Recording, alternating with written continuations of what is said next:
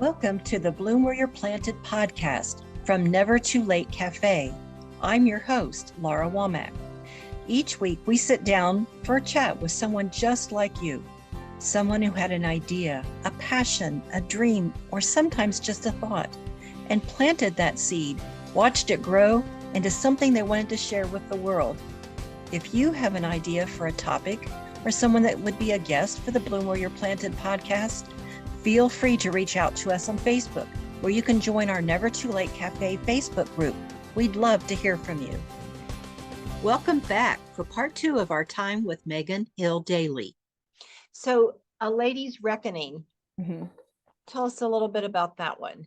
So that one, there's another actress that works on average in like a lot of his films opposite me, and her name is also Meghanne. It's Meghanne Dailey and Megan Jones.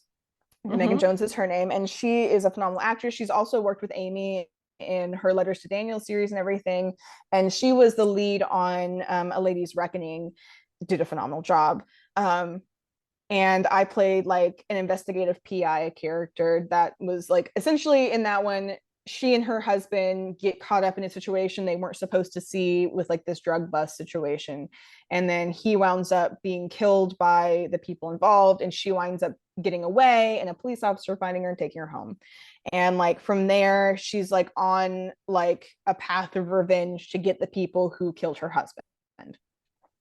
And then my character kind of comes in excuse me, my character kind of comes in to like give her the information that she needs to go forward, and like here's the route you can go, like if you didn't know where to go before, now you do, like. And then at the end of it, I come in to kind of help save her because she's trying to get one of the last people involved, and then he kind of gets the jump on her back, so it's a little bit more equal than some of the last fight scenes she has throughout the film.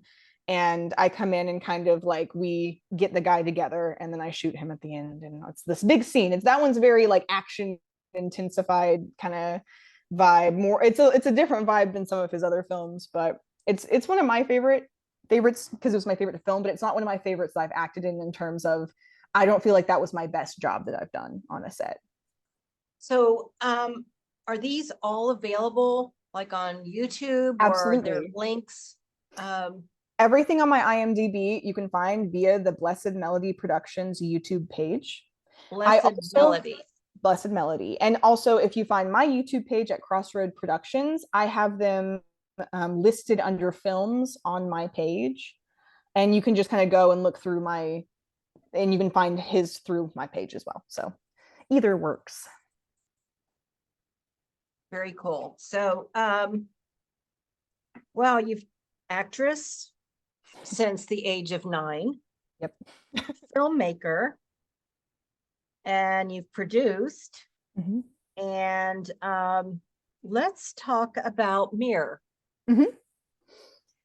So Mirror was the second film I did, I want to say on my own, but like I had help, just not as much as most people do on set because I just didn't have the resources for it. So with the film I did for Thomas's first film festival, The Omnipotent, there was a guy I worked with that I was in school with, and his name was Michael Moore, not the director, but his name was, my friend was also named Michael Moore. He's big into the editing and filmmaking in general, and that's kind of his strong suit. So he's like, yeah, I'd love to. He just was interested in doing anything that I was like, I have the script. He's like, great, let's do it. What do you got?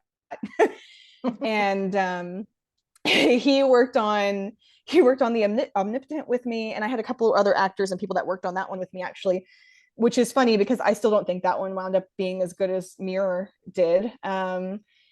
But because I worked with him on that one, and I was like, I trust him, he is reliable, he knows what I like, he knows what I want to do, like, you know, creatively. And so I sat down with him. I was like, I have another script and we don't need anyone unless you need, you know, help, because I'm the only person in it. I am the only actor. It's a one-woman show. So he was super down to do it. I came up with all the locations, and we kind of just sat down and talked about how it needs to go, how I wanted it to look, and then he made it happen.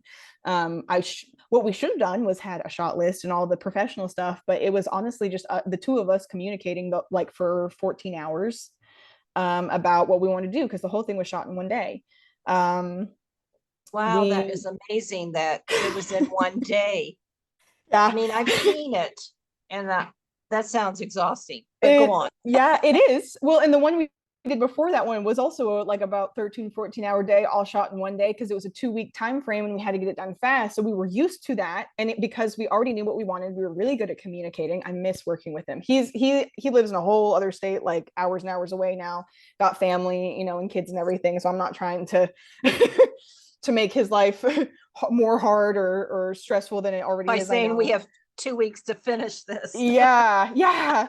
So, well, that's what he's doing now. But at the time he lived like 15 minutes from me at the time, I think. And his family's super sweet and supportive of him too. But so I called him on. I was like, we'll just do it. We'll film at my house. We'll film at the lake. And then I have this other area that I know we can film at because it's like this walking trail I like to go on. And we just did it. I mean, and honestly, I had a script, but most of the lines were kind of improv.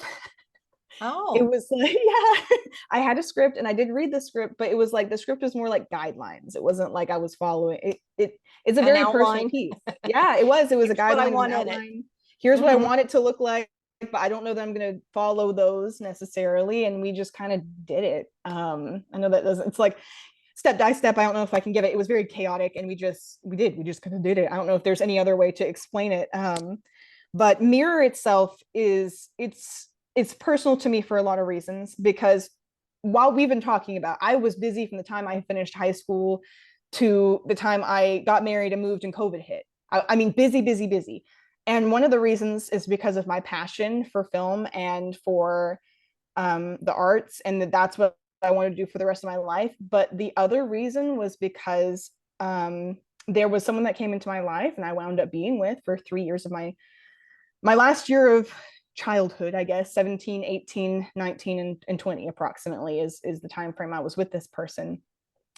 And it was someone I'd known from my childhood as well. I mean, I met him when I was 13. I thought I knew who this person was, and lived with him for like 2 of those 3 years, or he lived with me for 2 of those 3 years. And I was more of a piece in the game he was playing than actually a relationship between the two of us. And my childhood was kind of a mirror to this relationship with my own mother and father. And so watching that dynamic before they had gotten their divorce and understanding what I thought home felt like was this person. I mean, they just vibrated on the exact same frequency that, my own father had. And so I'm like, this feels like home. And we talk about what feels like home, but I think people in trauma have a different version of it, because if you've sat in trauma and that is your home, then you're going to seek it out other places. It is not, safety doesn't feel like home. Somebody that cares about you and truly loves you, that doesn't feel like home. It can you feel know boring. it can feel boring. It's like, this isn't what I actually want. Like, I'm not getting that adrenaline rush that I normally get, so this doesn't feel right. And so I spent that time with him, and I definitely wasn't the best person I could have been at the time either, and he definitely brought out my worst qualities. I think we both did. I'm not sure how that worked after me, but while we were together, it was a very, very hard time. I've had to heal from a lot of that. I'm still healing from a lot of that actively. But when I wrote the film Mirror, it was because I had been out of that relationship for maybe a year, or year and a half at the time. And I was finally fully able to process some of the stuff that had happened to me and that I had been through. And then I realized too, at different points, that because my abuser was gone, I was starting to become my own abuser. And that it was incredibly toxic. And I didn't even realize that you could do that to yourself in the way that I was doing it to myself, because it was a lot of emotional abuse. It was a lot of emotional abuse, which is, I'm not saying it's harder than other forms, but it's different in the way that you don't have a physical repercussion of it that you can see. So you kind of write it off at times. It's like, oh, well, I'm used to this, or I understand this, or like, he's just having a bad day, or like, well, maybe I did this, or maybe I'm the bad guy. Maybe I'm the villain. Maybe I just should leave him alone, you know? But when you're left alone with all of those emotions, no way to process it, and you try to talk to the people that you love and like process it that way, some of the people that haven't been through those same things, they cannot relate, they cannot understand. They're like, oh, why aren't you over it? Like, it's been a year, like, why aren't you over it? But they don't get it. It's not that I'm not over the relationship, it's that trauma doesn't always go away, especially Right. if you don't process it, and they can't help you process it because they don't understand it.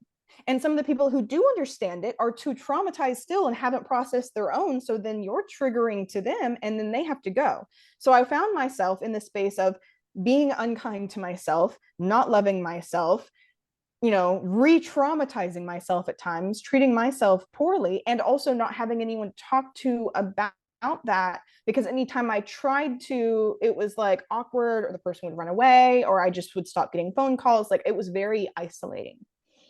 So So Mirror helped you through that process? it was when I was getting closer to the other side of the process, but I knew I wasn't fully there, that I wrote it. And that's why I'm not going to spoil the ending for it, but there is no happy ending to it.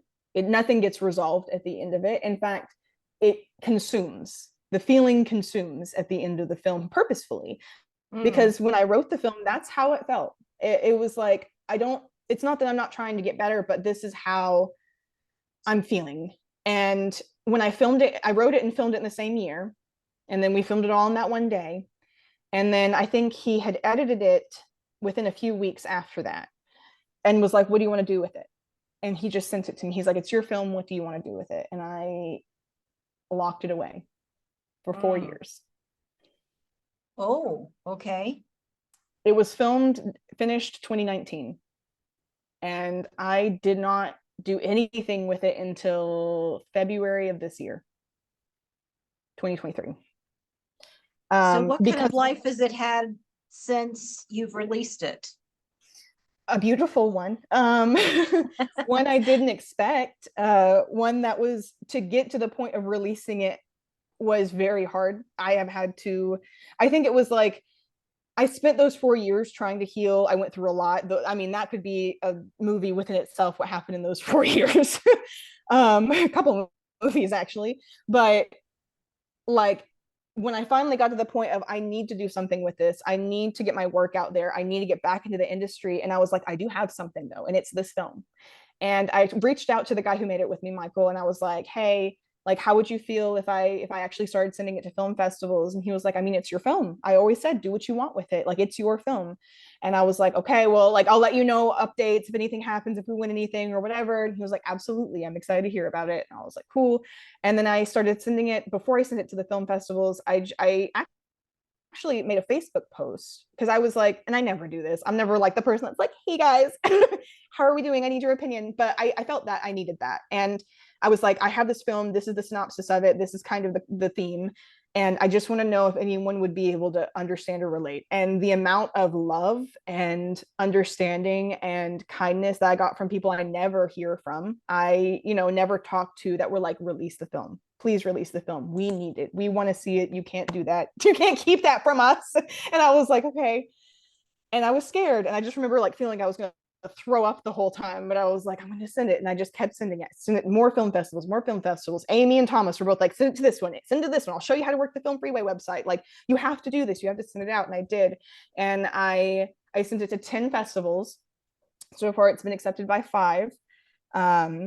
And I already won one award from the Black Swan International Film Festival for for best women's film.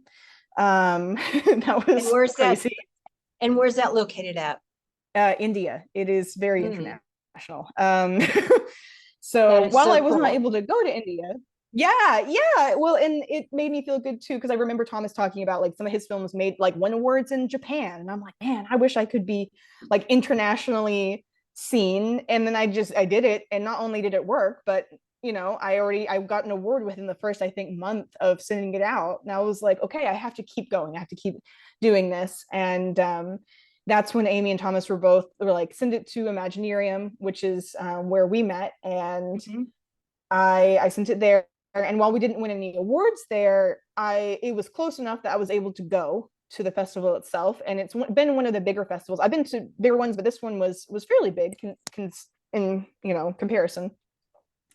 And I met so many people. I mean, even it wasn't about winning there, it was about the connections, because I knew as soon as I got there that Friday, I think we got there at like 2 p.m. and I told my husband, I was like, okay, I don't know if the people I know are going to be there yet, but I know that my film starts at my film starts at 4:35 today, and everyone that I want to see it is going to see it. So I'm going to just start talking to people. So as soon as I got to the festival, I had my little cards, my business cards I made, and I just started talking to some of the booths. Now I wanted to know what they had. So I was like, I always wanted to lead with, what do you have on your booth? Tell me about your book. Tell me about your project.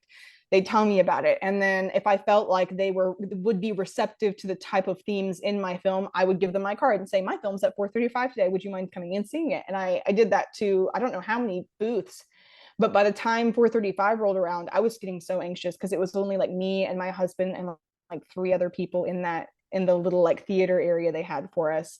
And I was like, man, I don't know if anyone's gonna be able to find the room, because the room's kind of small. It's off to the side. I don't know if they're gonna remember. And it's been a few hours, and I started panicking like in my head. And I was like, it's not like they're not gonna come. Nobody's gonna show. And then like 4 minutes before, like there's like a 4-minute film right before mine. And like when that film started, halfway through it, everyone that I had asked to come see it like flooded into the room, and I'm gonna cry. Well, that's amazing. I can tell you, I've been in Film Fest where I was the only person viewing the film. So if you had an audience at all, that's amazing.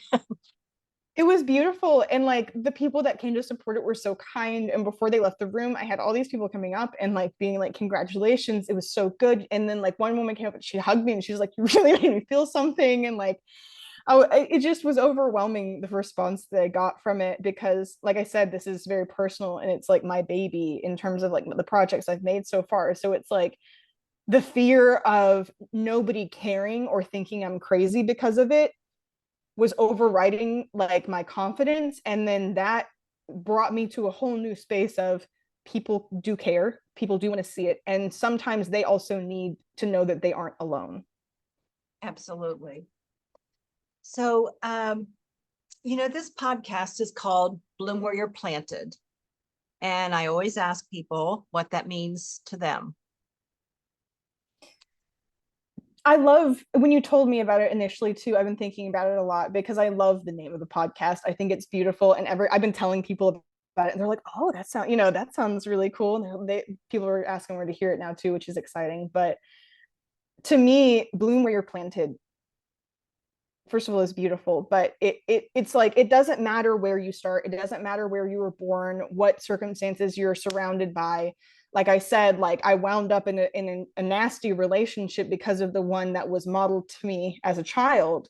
So despite going through that, replicating it in my young adulthood, overcoming that, trying to heal from it, despite that, and also because of that, I am where I am. Because I wouldn't have mirror that the feelings and emotions I went through that I was able to get out, that reached an audience that needed needed to feel less alone, got that message because I went through that.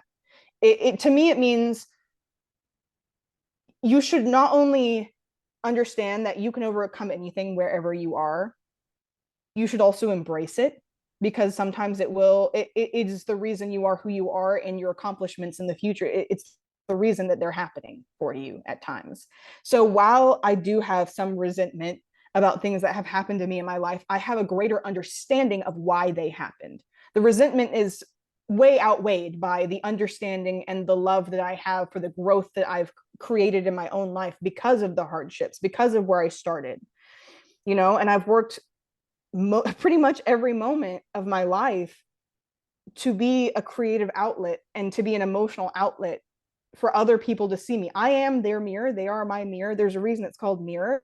And it's not just because it's like, the character in the film is talking to herself a lot, but it's also because I see myself as someone who understands another person, who can empathize with another person, and can mirror back their own traits, no matter how kind or unkind they are, so they can see themselves in me as well. So it's like, again, it's like, it really just, it means a lot to me, because it means no matter where you are, wherever you stand, you can get you can make great feats, great and fast feats in your life if you understand that it doesn't matter your circumstances, it matters who you are and what your drive is and what impact you want to make on the world. That is beautiful. So, what words of wisdom you are an actress, a filmmaker, a producer. If I left anything out, a writer, no. A writer, yes. What sort of, with all of those, if someone said, I want to do what you're doing, Meghanne, what words of wisdom can you give to me? And it's words I've heard myself, which I guess is why I'm saying them, because they were right. And it's just start. Just start. Like you said, bloom where you plant. Just start. It doesn't matter where you are in life. It doesn't matter if you have 1,000 things going on for you at once. It doesn't, like, yes, it's overwhelming. Yes, it's hard. But if it's something you love, like really, truly, it makes your soul light up, do it. If it's writing, do it. If it's acting, find a way to do it by yourself. You have a phone, you have a smartphone with a camera and a microphone, like TikTok. People are getting famous on TikTok. Just start talking about your day. If you feel passionate about something, look it up. There are so many resources. YouTube has a plethora of things. I mean, have discernment wherever you go, for sure. But like, everyone's like, I don't have the money, I don't have the time. And it's like, but if you love what you're doing, you will make the time. And if you don't have the money, you will find out a way to do it with zero money. Everything I have made, every film I've made, zero money. None. Zero. Nothing. Everything I've been in, 99.9% of the time, zero money funded behind it. Wow. These people do it because they love it. Amazing. So what's next for you? Well, this was what was next, but now I hear a list. I know. This is what was next, but now I have some work in the waiting wings with Amy McCorkle right now in her Healing Hands Entertainment production company. I'm actually going to be calling her later on this evening around 6 to find out what she's got for me going on. Like I said, I've been working with the Southern Oasis Film Festival behind the scenes there. So I'm still working on that. I'm working on their TikTok promotional page too. Trying to get some more people to sign up and send their stuff in. So if you're listening to this and you have stuff, send it into Southern Oasis Film Festival at filmfreeway.com. But in March. Yes, in March. You have plenty of time. The deadline's not anytime soon, so you should have plenty of time to do that. But for myself personally, I have a couple scripts in the wings right now. I have one that's a 2-person that I'm going to have a friend of mine come down and direct for us, because I want to do it with my husband and I want to get him started in acting a little bit. I'm also heavily considering looking into another agent. I have some that are a little bit more my style, I think, going forward, but I'm also iffy because of the experiences I've had in the past. So I'm like, can I just do it on my own maybe? I'm focusing a lot on my YouTube channel. So I will be having, by the time that you're listening to this podcast, I'll probably have at least 1 or 2 more videos up, and I'm starting to do 2. I have one film on there that's like talking about a nonprofit cashless fair that a friend of mine put on, where it's like people bring their like stuff they have from home to exchange, and they all have themes and stuff. So it's like nobody has to pay for anything. If you need it, somebody else has it, then you barter, trade. Because I really believe in the idea of, giving and being close with your neighbors and community. That's like a huge message, like, that I like to talk about and stand for, because we are very isolated in our current society and we need to be more of a community, but the big, yeah, absolutely, especially post-COVID, which we all felt the majority of the isolation there. I mean, that was insane. It changed things, that's for sure. Absolutely. But yeah, I think the big thing that you should look for is my YouTube channel, is Crossroad Productions. Can you Crossroad Productions, and that's your YouTube? Okay. Yes.